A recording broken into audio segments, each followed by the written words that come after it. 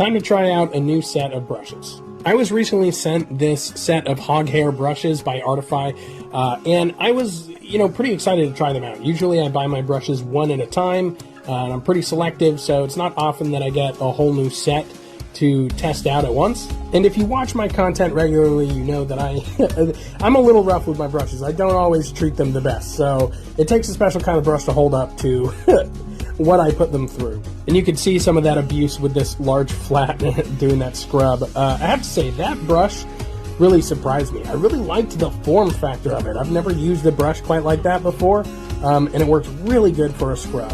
And overall, the thing that surprised me the most about this set of brushes was just how well they retained and applied the paint. Every stroke went down really smooth, and I didn't have to keep dipping back into my paint as often as I'm used to because they just held on to it. Now, I am pretty rough with my brushes, so not all of them retain their shape perfectly after I finish beating the crap out of them, but it was nothing that a little brush conditioner couldn't fix. And while they might require a little bit more maintenance than my most expensive brushes, they honestly just felt so good to use that I'm going to be switching out a huge chunk of my brush collection with these moving forward.